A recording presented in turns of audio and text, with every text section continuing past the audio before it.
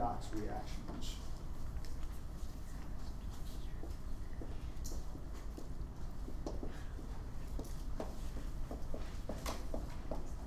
And interestingly enough, this is the one thing so far that Noah has asked me about. Mr. Lehman, when are we going to learn the easier way to balance equations? Today's that day. Oops. Oh well. Anyway, here we go.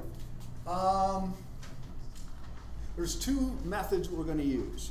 One of them, the first method I'm going to show you guys, works, well, it could technically work every time. However, you're going to find out that there's some reactions that were so complicated that you might as well just go ahead and do the second part. This one's faster. The one I'm about to show you is faster. It requires a little bit more thinking on your part than the other one does. The other one doesn't require any thinking. You just have to remember the steps. Boom, boom, boom, boom, boom, boom, boom. The steps lead you to the right answer every time. But it's tedious. That method's tedious. It takes a long time sometimes, and sometimes on the AP exam you don't have that time to spare. You want to get things done. So this first method gets the things done, but it requires some effort and thinking on your part. It's called the oxidation states method.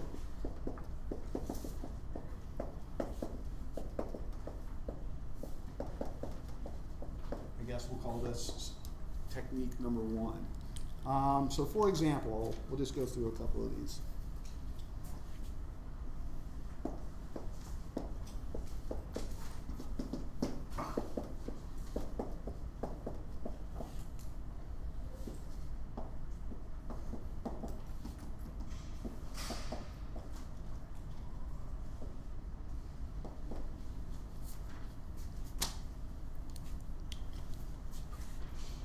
I suppose I can turn that off now. We really don't need it yet. All right. First of all, just because we need to practice this, what are the, well, in order to do this, we need to know the oxidation states of each element. So why don't you guys take a couple moments and do that. Figure out the oxidation state of each element.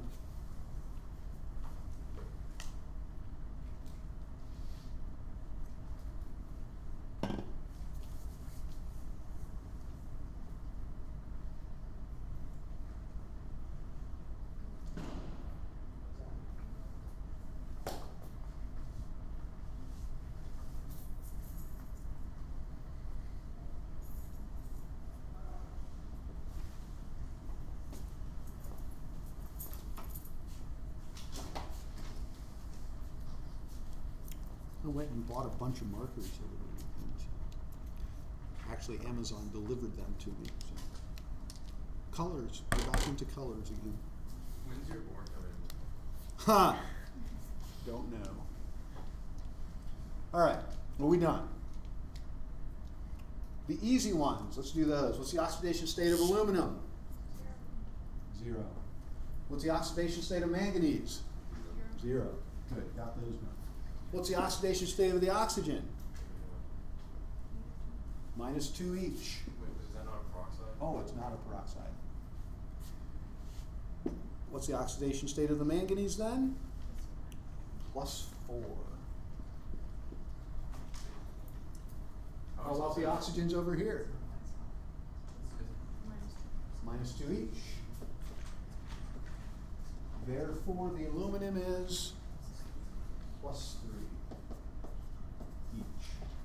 Now, is this a redox reaction?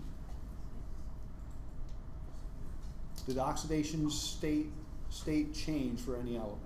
Oh, absolutely. So it's a redox reaction. That's where this technique is going to come into play. Now, here's the way I like to look at it.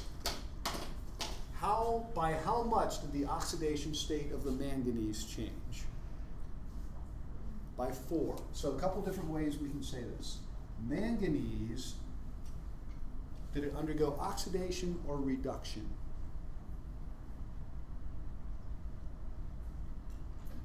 It reduced. It became more negative, didn't it? Okay. So manganese reduced by 4 electrons. Would you guys agree? Okay. What's the species that oxidized? The aluminum. And so each aluminum oxidized by 3 electrons. Would you guys agree with that? Okay. Now remember, earlier on Friday, I mentioned the fact that you can't have oxidation without reduction and vice versa. And since it's a transfer of electrons, the number of electrons that gets transferred has to stay the same. Okay, just like the law of conservation of energy. The number of electrons has to be conserved also. So, that means how many aluminums were there? 2. So really, how many electrons got transferred due to the aluminum?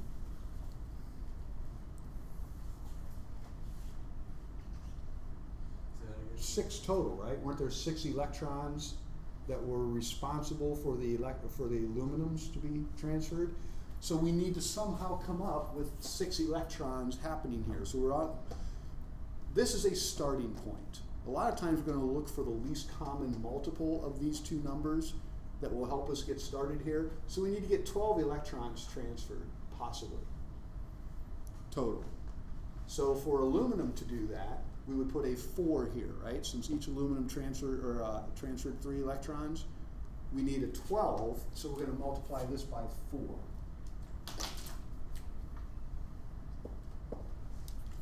Okay? To get 4 electrons being transferred by the manganese, we would multiply that by 3. Wouldn't you agree? Since there's 4 for each. And so that's a nice little place to start. Okay? Which means we're then going to have to multiply this by 2.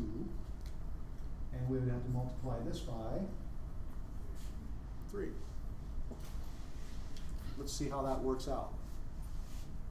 Going by the old way of balancing, just by inspection, does everything balance out pretty well? 3 manganese, 6 oxygens, 6 oxygens, 4 aluminums, 4 aluminums, we're done. Over. So it's like a little shortcut. This is actually how Mr. Homan and I were taught how to balance equations back in the day, because we knew about the oxidation states method. Okay? It's pretty quick, wasn't it? Otherwise, you guys would be sitting there going, sometimes. I don't know. I'm starting off with some pretty easy examples. All right, let's try another one. Any questions so far? All right, let's try another one.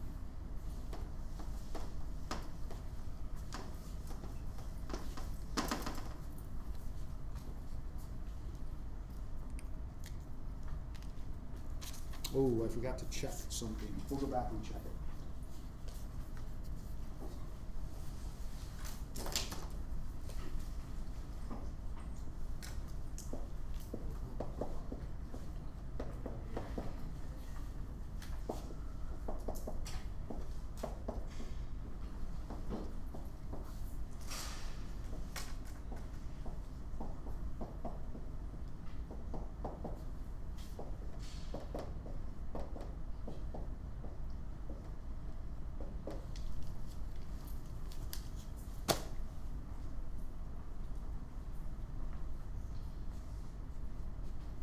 Before we do anything else, how would we classify the way this equation is written out?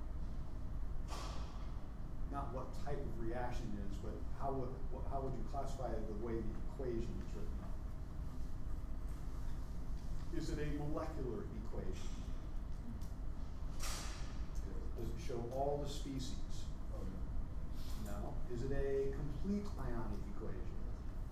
No, so obviously it's a net ionic equation. Do you guys agree? Okay. Assign oxidation states to everything, if you haven't done so already.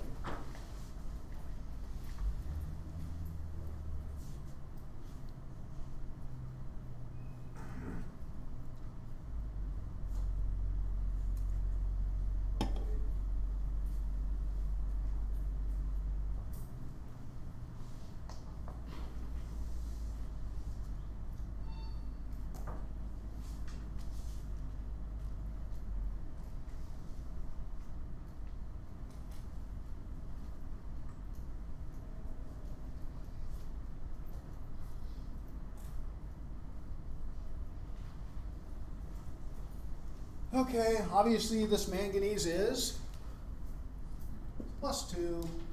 The oxygens are -2 each, therefore the bismuth is, everyone together now? +5.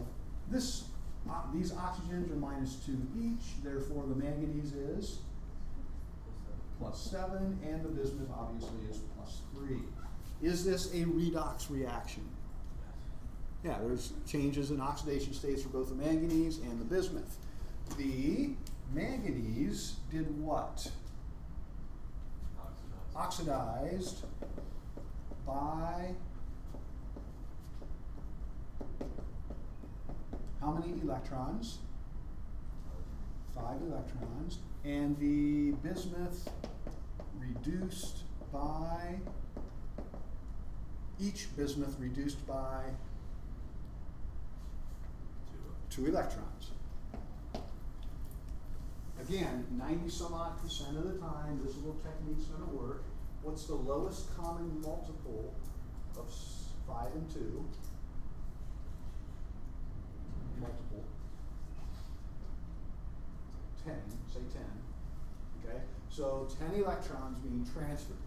In order to get 10 electrons transferred, I would have to multiply the manganese by, well, remember, each manganese oxidized by 5, so to get to 10, I'm going to have to multiply this by 2, okay? So 2 here. All right, to get the bismuths to transfer 10 electrons, it's only reduced by 2, so I'm going to have to multiply each of those by 5. Okay, so far so good. Gave us a nice starting point. Okay. Now, what about our oxygens? They don't balance, do they? Okay, now, here's the first time you're going to be introduced to this idea. Looking at the oxidation states, looking at the electron transfer, we have the electrons transferred. So the oxidation state of the oxygen doesn't change. Would you agree? It's -2 on both sides. So we've got the electrons accounted for. Now we have to account for the rest of the elements that are involved in the reaction. In this case, it's oxygen. Now, you've always been told, hopefully way back when you were freshmen, you can't add other substances to an equation that's already been written out. You've been told this, right? But there's a little bit of you didn't know about this at the time. Up until this time, you guys didn't know anything about net ion equations and aqueous solutions, okay? So we're going to cheat a little bit here. You can only add things to a reaction that's already present. There's one little piece that I forgot to tell you about already. This reaction is only going to work when it's in acidic conditions. Now, what does that mean? What's going to be present in an acidic solution?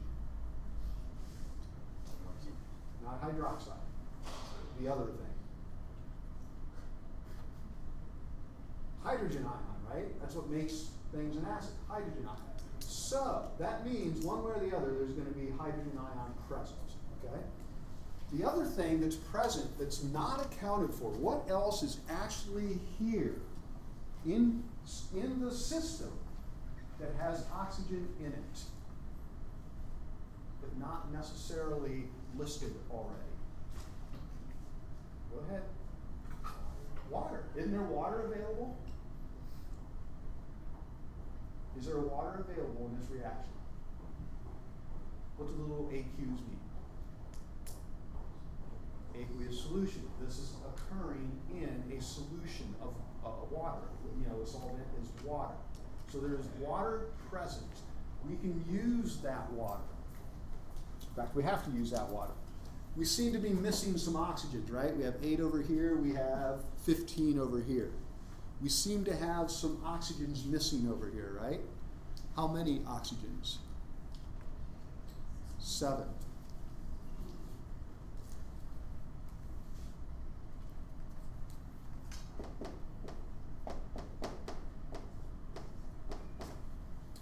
it might look like we're adding water, but we're really not because it's already present. But now what seems to be the problem?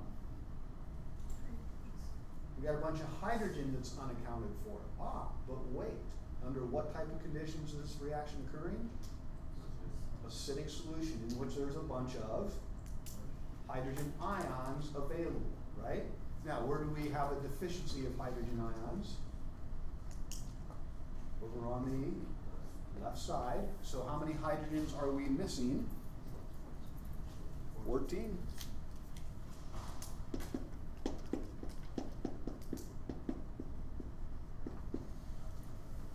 And now it's done. And I forgot to mention this last reaction. I almost always forget to mention this, and I always remind myself on this one. There's one other thing we forgot to balance on the other reaction, but I'll show you what to do here. So the reaction is now balanced for both atoms, and the other thing that we have to balance is the charge. Does the charge balance on each side of the equation? It's the other thing we have to look for. So, what is the total charge on the reactant side?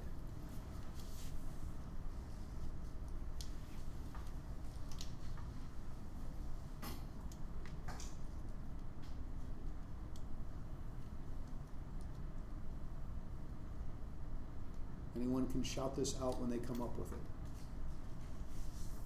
So total charge, what's the net charge on the reactant side?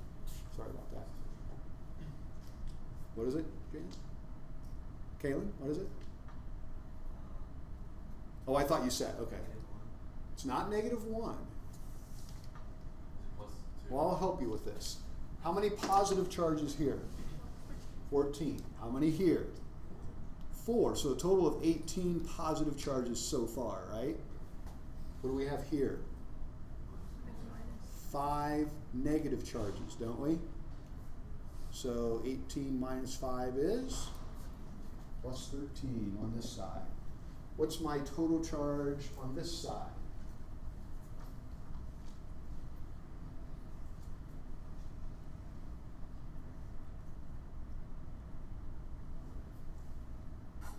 Okay, we have 15 positive charges and 2 negative charges, so plus 13. That's going to become very important when we get to the next method that I'm going to show you. We're going to use that imbalance of charge to help us out figure out what to do. Okay, so this is good practice for that. So whenever you're balancing a redox reaction, not only does it have to balance, the atoms have to balance, but the charge has to balance. Looking back at that first one that we did, it was the manganese dioxide, I believe, right? Let's take a look at the charge on the charge on each side of the equation on that one. So we have manganese that is manganese dioxide, that's 0 charge. The aluminum is 0 charge. So a net charge of 0 on the reactant side, the manganese on the product side, and the aluminum oxide on the product side are also both 0. So net charge is 0 over there. That's one of the reasons why I always forget that one, because it works out really well. All right, I'd like to give you another one to try it on your own and see what you guys come up with.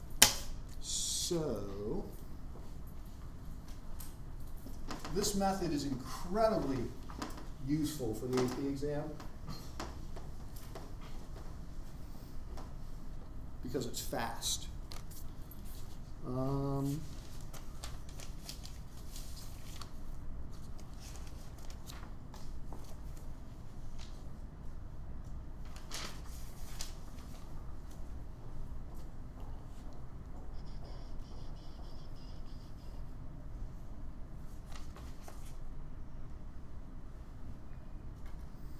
Here we go. We can try this one.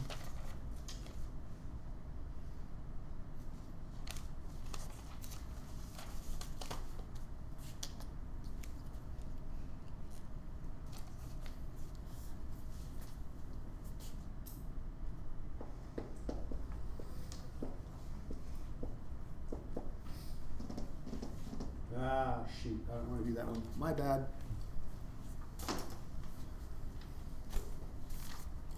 let me pick one out of your book here.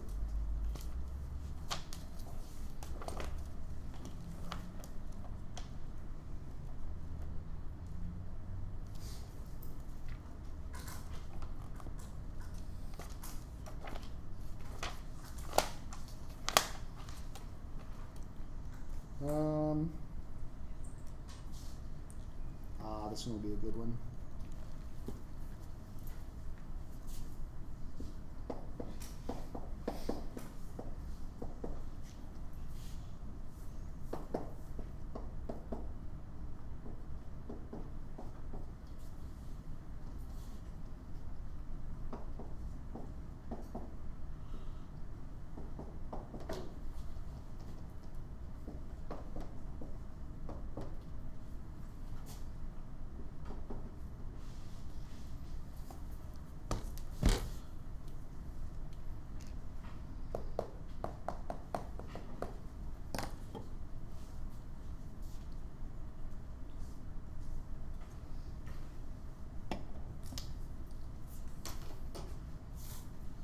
This one won't be hard. I mean, you could literally pretty close to do, well, just by inspection, but let's go ahead and practice what we're doing. Right, Colin? Yep. Let's practice. Sorry.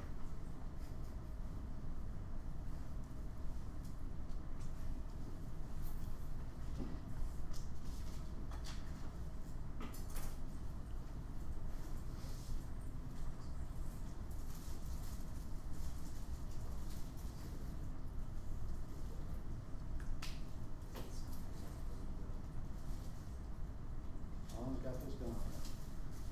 I'll pick out cookies.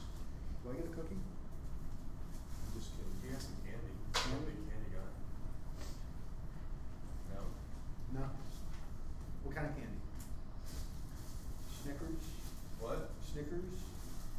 There's a Snickers. That'd be a no.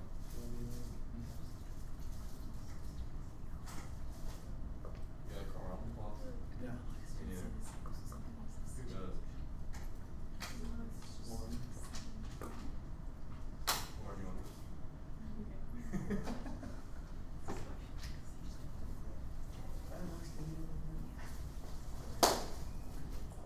Get to class.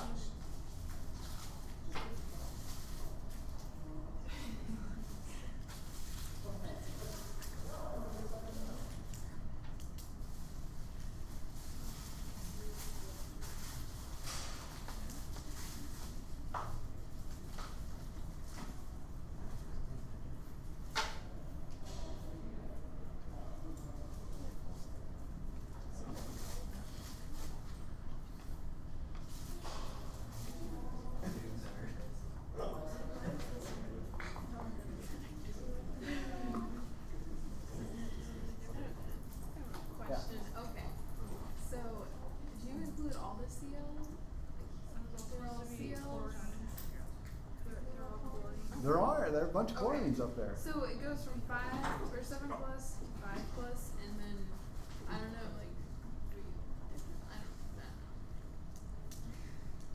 don't know. Okay, I'm Something with you on the has to, seven. like, I'm with you on the. something has to do the other. I'm with you on the 7 plus. That one is. Is that a per manganese? Or not manganese? Perchlorate? Yes, perchlorate. Okay.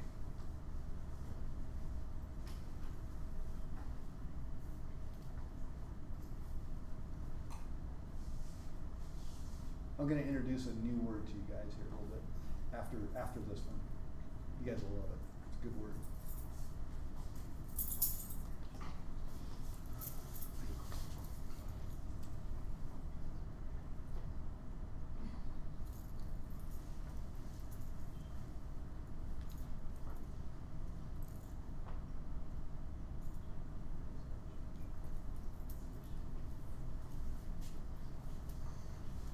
I don't know, I just found this one in your book. It looked interesting, so I thought I'd throw it at you, see what happens.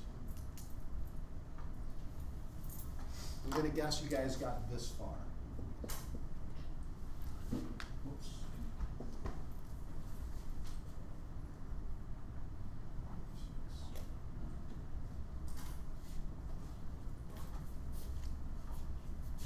Right, got that far, right?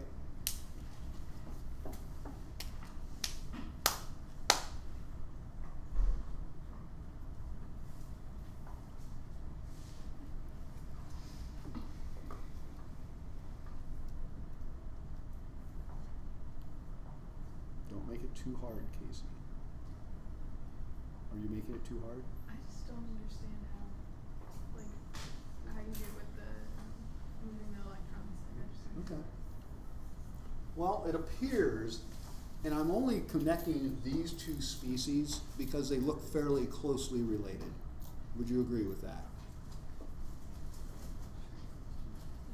Okay? What seemed to have happened? Perchlorate oxidized by 2. This reduced by 2. Very good. It reduced. Maybe I wrote that wrong. Yeah, it reduced. Okay? We'll call this chlorine A for nothing, for no other reason, just to distinguish it from the others.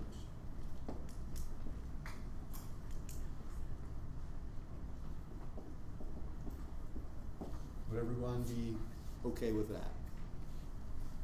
Let's call this chlorine B just because, okay? What did it do?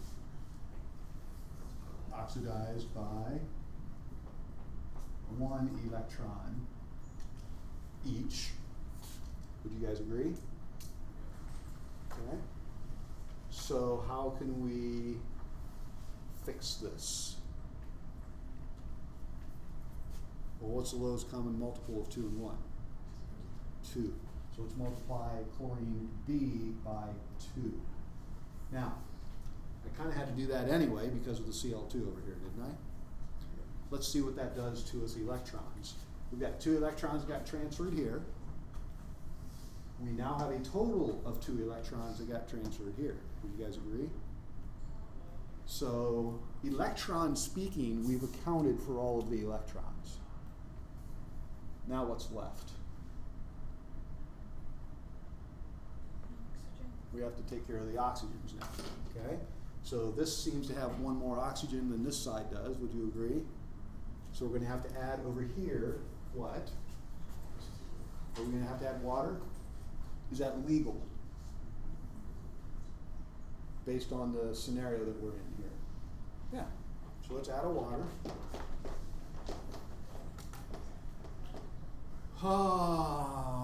That takes care of our oxygen, but now our problem is we have 2 hydrogens, so over here we're gonna have to add 2 hydrogen ions.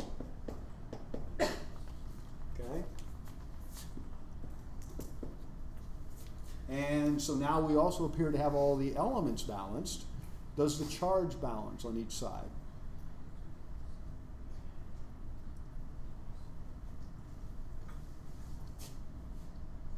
Well, I've got 1 negative here, 2 negatives here for a total of 3 negatives, and 2 positives, so I've got a net -1 over here. Do you guys agree?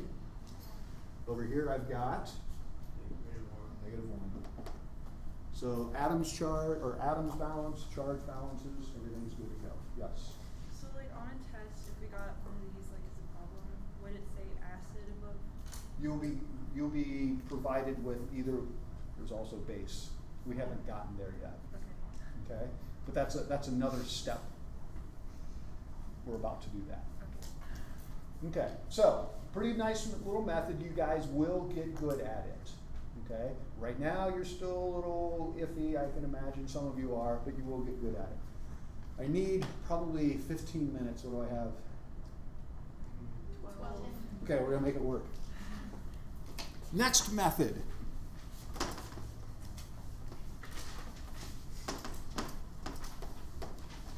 And I like to do this first for a couple of reasons. 1, hopefully it's the most useful to you, but 2, it leads us to something that's hopefully not going to be completely foreign now.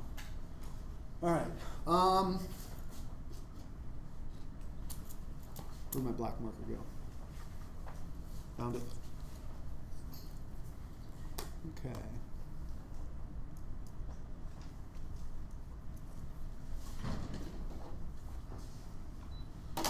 Next is called the half reaction method.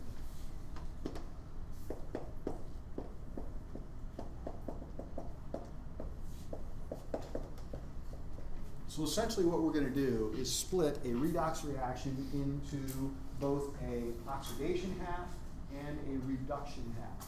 We're going to balance each half separately, then we're going to combine the two.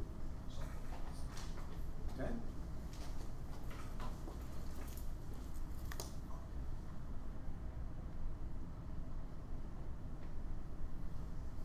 So, for example, this one's incredibly easy. You could do it just by inspection in seconds, okay? But I'm going to teach the method to you with this.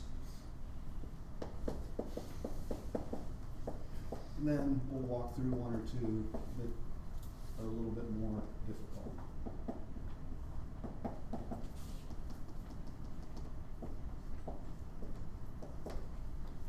Okay. First, to find out whether it is a redox reaction, you have to determine the oxidation state of each element. Find out if it's indeed a redox reaction, and if it is, we're going to follow these steps. So obviously, maybe not obviously, copper is 0. This copper is 2 plus. This oxygen is minus 2, therefore this nitrogen is plus 2. Each of these oxygens is minus 2 each. We know the hydrogen is going to be plus 1, very good. Therefore, the nitrogen must be plus 5. Okay. Is this a redox reaction? Yeah, this is actually the easiest done by doing the oxidation states method, but again, we're using this to teach the other. It doesn't matter which side you start with. It doesn't matter whether you start with the oxidation half or you start with the reduction half. Everybody's going to do their own little thing. It doesn't matter. You do write them on separate lines though, so what we're going to do, just for fun, is I'm going to start with the oxidation half first. Okay, so what species got oxidized? Obviously the copper. So what we do is we write those two species up on the board. Now I believe this one's an acidic solution, is that right? Well, it is. Sorry about that, you didn't know that. This one's an acidic solution. Here's the thing, you guys are smart people. One of the reasons you're smart is you're able to find shortcuts for figuring some things out. Okay? But I am telling you right now, please be dumb when you use the half reaction method. Meaning, you can't skip steps. The number one, that you can't screw this up unless you skip a step. And the number one thing that I find with students learning this is you guys get ahead of yourselves, you start skipping steps, and then you screw things up. Okay? Just follow the steps. I know you're used to figuring things out on your own, but please follow the steps. So here we go. We've written the half reaction, or at least one half reaction. First thing we're going to do is balance each atom other than oxygen and hydrogen. What do you think? Done. Would you agree? Okay. Let's go ahead and do the reduction half at the same time. We don't have to, but let's go ahead and do that. So the reduction piece is going to have nitric acid forming nitric oxide.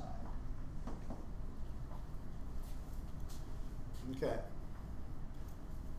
Is each atom balanced here, except for oxygen and hydrogen? Yes. Step 2, or step 4 actually, balance oxygen by adding water to the appropriate side. How about here? No need, don't even need that step here, do we? What about here? Yep, we need this step. So what are we going to do? Add oxygen to which side, or add water to which side? The product side. How many waters? Add 2 waters. Okay. Step 5, balance hydrogen by adding hydrogen ions to the appropriate side. How about here? Good to go, right? How about here? We have a deficiency of hydrogen on the reactant side. How many hydrogen ions do we need? We need 3. There's already 1 here, there's 4 over there, so we need a total of 3 hydrogens. Okay? Then it says balance the charge by adding electrons to the appropriate side. Okay, so is the charge balanced here? No, we have a positive charge over here. To get this to be 0, I'm going to have to add 2 electrons to the product side. Would you guys agree? Okay, what about over here? What are we going to have to do? Got 3 positive charges on this side. I have a net 0 on this side, so I'm going to have to add electrons where? On the reactant side, how many? 3. Everyone hunky-dory with that? Okay? This should look familiar. Okay? Now, here's the thing. We already easily figured out we needed electrons on the right-hand side for the first reaction. If you find that you're adding electrons to the same side on both reactions, you screwed up somewhere. Okay?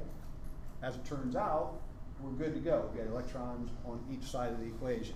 Now, as it says in number 7, we're going to equalize electron transfer by multiplying by the necessary coefficients. So we're going to multiply this entire equation by, anyone?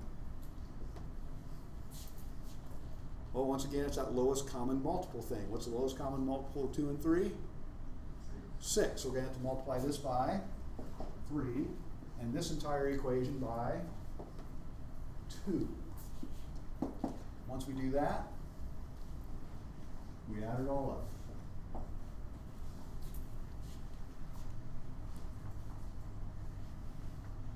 Okay?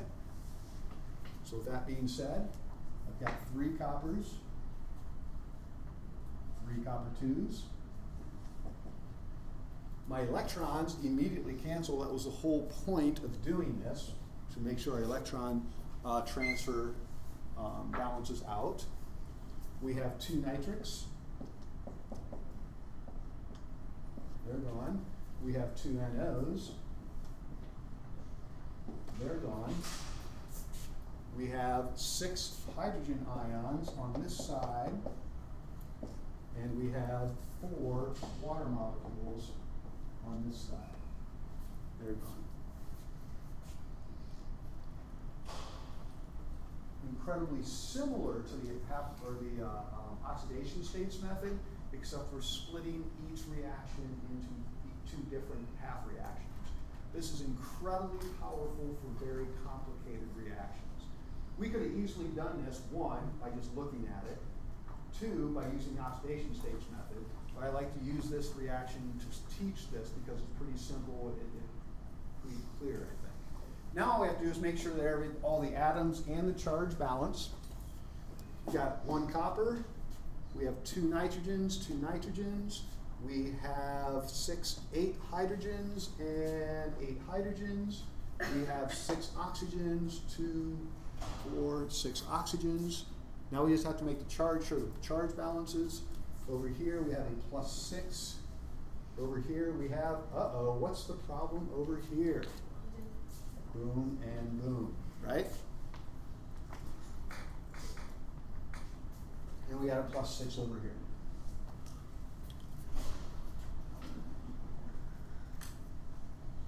Half reaction method. Acidic solution. Pretty easy, wouldn't you say? All right. Did that take up my 12 minutes? I knew I could squeeze that in. All right. We will come in tomorrow. We've got the extra time tomorrow, right?